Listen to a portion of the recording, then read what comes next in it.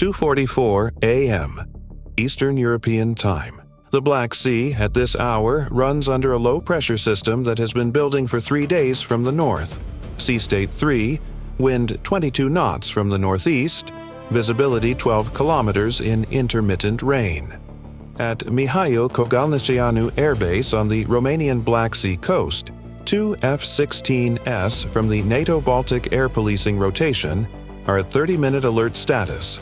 Their crews in the ready room 40 meters from the aircraft. The duty officer has been tracking an anomalous pattern on the AWACS feed for 11 minutes. MiG-31K aircraft from the 22nd Guards Heavy Bomber Aviation Division, based at Rostov-on-Don, have been airborne for 40 minutes in a holding pattern over the Kerch Strait. A holding behavior that intelligence assessment had flagged as consistent with Kinzhal pre-launch positioning. The assessment had been transmitted up the chain. The response had been, continue monitoring, report any change. At 2:44 a.m., 3 MiG-31K aircraft accelerated from their holding pattern to maximum speed on bearing 265 degrees, northwest toward Romania, and the first Kinzhal air-launched ballistic missile separated from the lead aircraft's centerline pylon at altitude.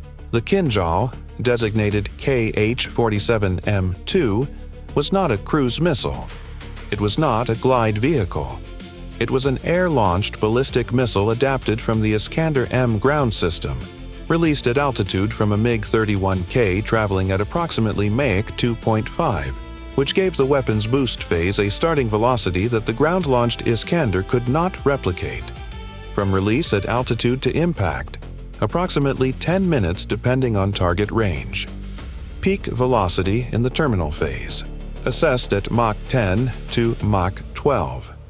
At that velocity, the time between the Patriot PAC-3's radar acquiring the weapon in the terminal phase and the weapon reaching its target was measured in seconds rather than the tens of seconds available against slower ballistic threats.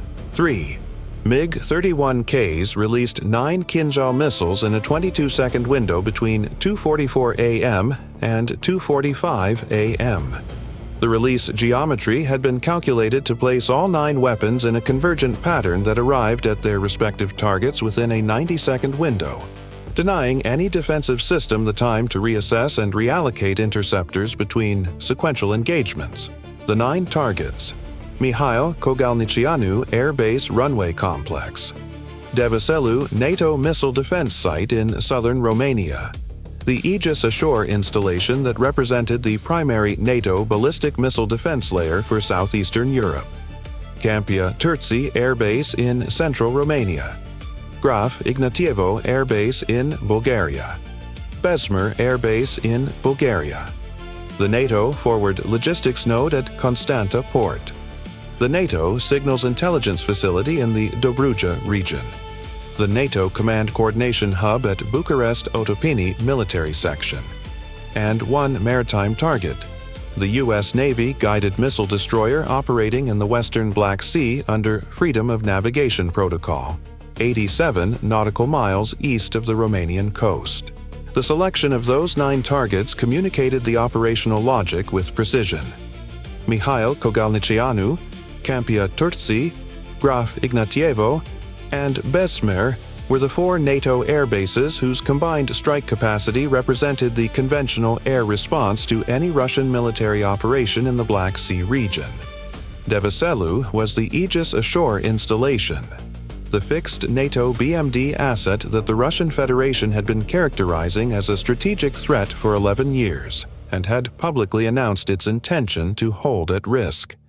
Constanta and the logistics node represented the physical infrastructure of NATO's Eastern Reinforcement Pipeline. The Signals Intelligence Facility and the Command Hub represented the eyes and coordination nervous system of NATO's southeastern posture. The destroyer was the maritime power projection symbol.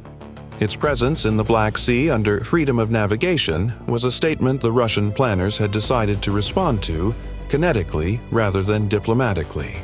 9 targets. 9 weapons. A 10-minute window from release to first impact. The architecture assumed that the engagement timeline was too compressed for a coordinated NATO defensive response to be organized and executed across 9 geographically dispersed sites before the weapons arrived. The architecture was correct about the timeline. It was not correct about what was already in position. The Romanian Patriot PAC-3 MSE batteries at Mihail Koghalnicianu and at the Deveselu site had been at maximum readiness posture since 2:31 a.m., 13 minutes before the Kinzhal release. The readiness elevation had been triggered by the same MiG-31K holding pattern anomaly that the duty officer at Koghalnicianu had been watching on the AWACS feed. The Patriot fire control officer at Deveselu had assessed the holding pattern duration and the aircraft type and had not waited for an order to elevate. He had elevated on his own authority under the pre-delegated engagement readiness protocol and had transmitted his action up the chain simultaneously. The chain had not yet responded when the Kinzhal release signatures appeared on the AN/MPQ-65 radar display at 2:44 a.m. The Bulgarian Patriot battery at Graf Ignatievo received the launch alert from the NATO Integrated Air and Missile Defense System at 2:44 a.m. and 31 seconds. 2 SM-3 Block IB interceptors aboard the U.S. destroyer in the Black Sea received targeting data from the Aegis Fire Control Network at 2:44 a.m. and 40 seconds. The destroyer had been in the Kinzhal threat corridor since it entered the Black Sea 6 days earlier. Its BMD mission tasking had been explicit. The destroyer's engagement geometry against a Kinzhal targeted at the vessel itself was the most demanding calculation in the sequence. The Kinzhal at Mach 10+ in terminal phase gave the Aegis fire control system an intercept window measured in single-digit seconds. The SM-3's own velocity was the critical factor.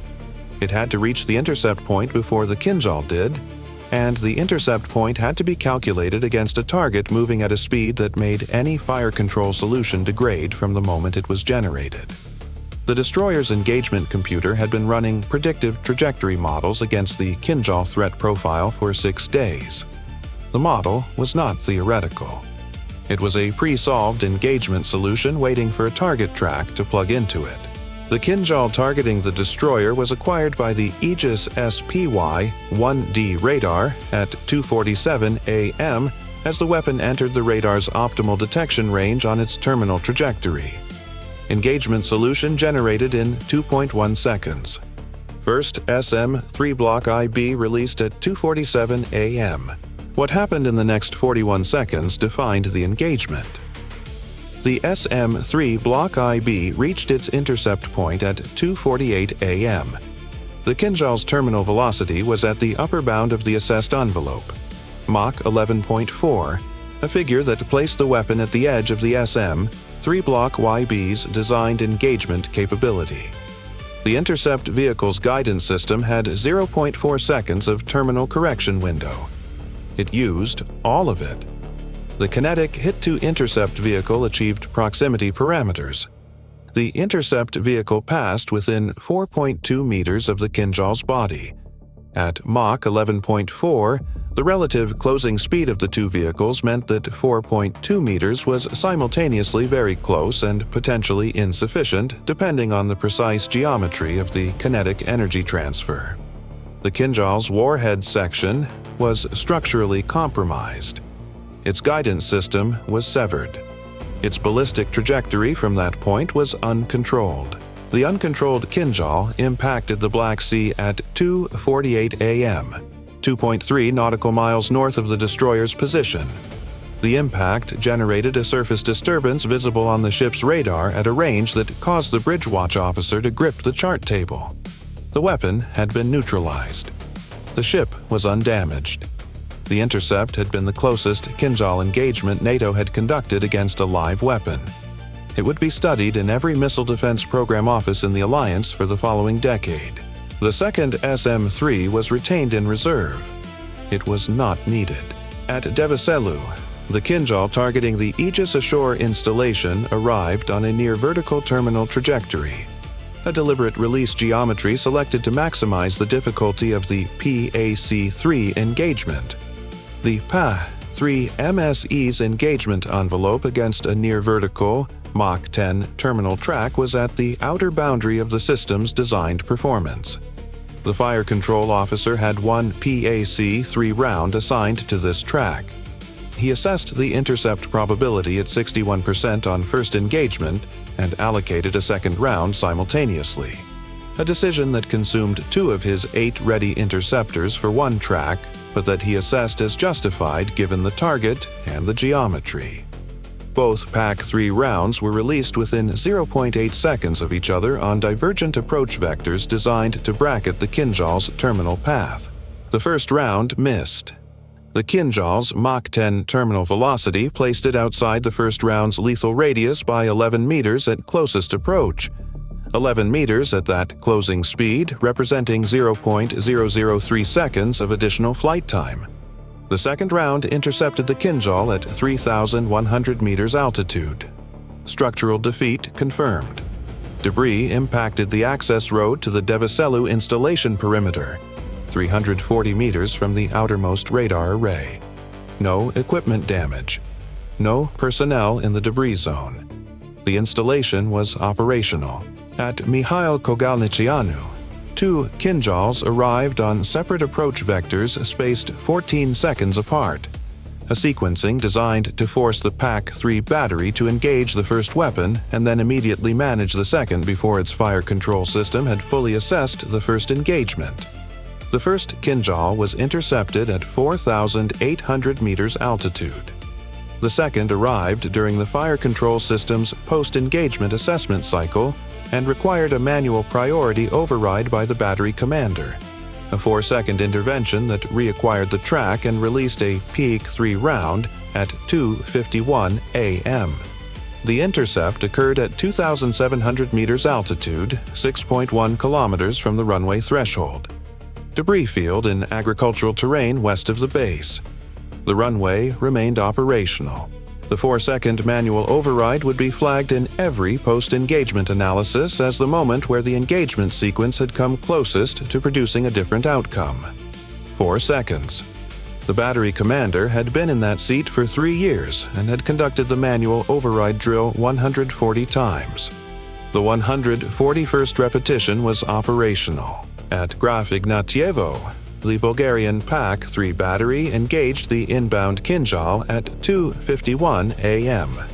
The intercept geometry was favorable. The weapon arrived on a shallower trajectory than the Deveselu or Kogalnicianu engagements, presenting a longer terminal phase and a wider interception window. Clean intercept at 5,200 meters. No effects on the installation. At Bezmer, the engagement was different. The Kinzhal targeting Bezmer had been released on a trajectory that placed its terminal phase approach from the northwest, from inland Bulgaria, not from the Black Sea direction. The PAC-3 coverage at Bezmer had been oriented primarily toward the eastern threat axis based on the pre-engagement threat assessment. The northwestern approach placed the inbound track in a coverage sector where the engagement geometry was degraded and the available intercept window was compressed by the local terrain masking from the Balkan mountain foothills. The PAC-3 radar acquired the Bezmer-targeted Kinzhal at 2:52 a.m., with an available intercept window assessed at less than 6 seconds before the weapon reached the terminal phase. The fire control solution was generated in 3.1 seconds. The interceptor was released with 2.8 seconds remaining in the window. The intercept vehicle reached the engagement point at 2:52 a.m. The Kinzhal was at Mach 9.8 in its terminal phase. The intercept vehicle achieved proximity, but the geometry was off-axis. The northwestern approach angle had compressed the engagement sequence in exactly the manner that a carefully selected release geometry could achieve. The PAC-3 detonated outside the Kinzhal's lethal radius. The Kinzhal impacted the Bezmer runway surface at 2:52 a.m. The warhead detonated on contact. The impact created a 31-meter crater at the runway's midpoint. Bezmer's primary runway was non-operational. Secondary apron access remained intact but insufficient for full fixed-wing operations. The base's operational capacity was reduced to rotary wing and light aircraft operations for a projected repair window of 62 to 90 hours. 1 of 9 targets had been physically affected. 1 NATO airbase runway was non-operational.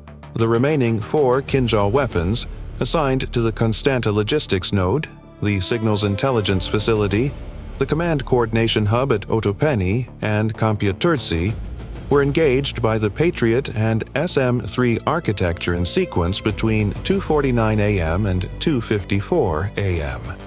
The Constanta engagement was a clean intercept at 6,400 meters. The signals intelligence facility weapon was intercepted at 3,800 meters after a 2-round engagement. The first round achieving proximity but off-axis on a Mach 10 terminal track, the second achieving structural defeat. The Otopeni command hub weapon was intercepted by a PAC-3 round from a battery that had been repositioned to cover the Bucharest approach axis 4 days earlier, following a NATO intelligence assessment that had specifically modeled command node targeting as a Russian first strike priority. Kh-47M2 was intercepted cleanly by its local PAC-3 unit at 5,100 meters. 8 of 9 Kinzhal weapons intercepted or structurally defeated. 1 impact at Bezmer Air Base. 1 NATO runway non-operational. At 2:53 a.m., 1 minute before the last Kinzhal engagement, Secure transmitted the counter-operation execute order. The execute package had been prepared over 48 hours as the MiG-31K activity at Rostov-on-Don had been assessed and the intelligence picture had been elevated. The primary target set was not the MiG-31K aircraft themselves. They had completed their releases and were already in egress. The primary target set was the Kinzhal support infrastructure, the Rostov-on-Don forward staging base whose ground support equipment and fuel and maintenance infrastructure enabled the MiG-31K's operational tempo, the pre-positioned Kinzhal weapon storage facility assessed at the Morozovsk military airfield 180 kilometers northeast of Rostov, and the air defense radar network along the Kerch Strait corridor that had provided the MiG-31Ks with operational situational awareness during their approach and release. The execute package carried a targeting constraint that was not present in any other theater in this framework. Every aim point was inside Russian Federation territory. The Targeting Authority Review had been the most complex legal and political process in the counter-operation cycle. Every aim point had individual authorization from the SACEUR level. 14 proposed aim points had been removed from the package during the review. The 26 that remained had been assessed as meeting the criteria for armed attack response under Article 51 of the UN Charter as applied to NATO's collective defense posture under Article 5. JASSM-ER releases from F-15E aircraft operating from Incirlik Air Base in Turkey entered Russian airspace over the Kerch Strait corridor at 2:57 a.m. on trajectories toward the Kerch radar complex and the Morozovsk weapons storage facility. Simultaneously, F-35As from Mikhail Kogalnichianu, the base whose runway had not been affected, whose QRA aircraft had been airborne since 2:46 a.m., entered the engagement corridor toward the Rostov-on-Don staging infrastructure. The Russian Federation's air defense system in the southern military district activated immediately. S-400 batteries along the Crimean coast and at Rostov engaged the inbound formation. The EA-18G Growler electronic warfare package, which had been active since 2:48 a.m. targeting Russian radar frequencies, partially degraded the S-400 engagement geometry.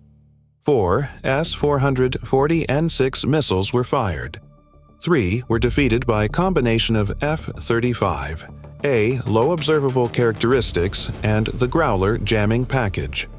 1 acquired an F-35A at close range on a late switch to optical tracking mode that the Growler's jamming did not address. The F-35A pilot received the lock-on warning at 2:59 a.m. and executed the standard terminal threat defensive maneuver sequence: hard brake turn, onboard jamming activation, decoy release. The 40N6 tracked through the decoys and the jamming on its optical backup guidance and detonated at 28 meters from the aircraft's starboard wing. The fragmentation pattern from the proximity fuse detonation at that range struck the aircraft's right wing leading edge and engine nacelle. The pilot reported hydraulic system degradation on the right main system and immediate reduction in right engine thrust. He was 340 kilometers from the nearest NATO airfield. He transmitted his status and turned west. He reached Mihail Kogalnicianu at 3:21 a.m. on left engine only, with degraded hydraulic authority in the roll axis. The approach was non-standard. The landing was hard. The aircraft sustained additional airframe stress on touchdown. It was recoverable. So was the pilot. He walked off the aircraft under his own capability and was in the medical station for 17 minutes before returning to the debrief room. The aircraft was the one confirmed NATO platform lost to the engagement. The mission it had been assigned, the Rostov-on-Don staging infrastructure, was completed by the second aircraft in the pair, which reached its release point and expended its JASSM-ER load against the fuel and maintenance infrastructure without further air defense engagement. The JASSM-ER strikes on the Morozovsk weapons storage facility were confirmed at 3:09 a.m. The facility's storage structures received impacts on the assessed Kinzhal weapon inventory storage sections. The secondary effects from the storage section impacts indicated the presence of weapon fuel and propellant, consistent with pre-strike intelligence assessment. The facility's operational status was assessed as non-functional for a projected period of 60 to 90 days pending structural assessment. The Kerch radar complex received its JASSM-ER impacts at 3:04 a.m. The complex's primary acquisition radar and its communications relay infrastructure were assessed as operationally degraded. The MiG-31K formation that had executed the original Kinzhal releases would not have this specific radar node available for their next operational sortie. The Russian Federation's response to the counter-operations strikes, the first NATO kinetic engagement against targets in Russian territory in the post-Cold War period, was transmitted through the UN Security Council emergency session that convened at 4:30 a.m. Moscow time and through a direct communication from the Kremlin to the US and to NATO's Secretary General. The communications did not announce a ceasefire. They announced a halt to further Kinzhal operations pending diplomatic assessment. The distinction between a ceasefire and a halt was precise and deliberate. Both parties understood the distinction. The Bezmer runway reconstruction team was on site at 6 a.m. The 62 to 90-hour repair estimate was confirmed by the lead engineer at 7:15 a.m. NATO rotary wing operations from Bezmer continued throughout. Time from first Kinzhal release to end of counter-operation active engagement, 25 minutes kinetic, with the F-35A return to base completing at 3:21 a.m. Russian weapons employed, 9 Kh-47M2 Kinzhal air-launched ballistic missiles released from 3 MiG-31K aircraft, 4 S-440N6 air defense missiles in response to the counter-operation. Kinzhal intercept rate, 88.9%, 8 of 9 neutralized or structurally defeated. S-400 engagement results against NATO counter-operation aircraft. 1 of 4 achieving proximity detonation, 1 NATO aircraft damaged but recovered. Effects from non-intercepted Kinzhal. Bezmer Air Base primary runway non-operational, projected 62 to 90-hour repair window. Rotary wing operations continued. Counter-operation strikes. JASSM-ER against Rostov-on-Don, staging infrastructure, Morozovsk weapon storage facility, Kerch radar complex. Assessed results: Morozovsk weapon storage non-functional 60 to 90 days, Kerch radar operationally degraded, Rostov-on-Don staging infrastructure maintenance capability reduced. NATO assets: 1. F-35A, mission damaged, recovered to base, pilot uninjured. Bezmer runway non-operational. All other targeted NATO installations fully operational. U.S. munitions cost, approximately $180 million. Assessed value of Russian Kinzhal support infrastructure operationally degraded, $2.1 billion. Assessment: Russian operational objective: simultaneous suppression of NATO air and missile defense capability across the Black Sea region, not achieved. 8 of 9 targets undamaged and operational. Deveselu Aegis Ashore fully operational. Destroyer combat effective.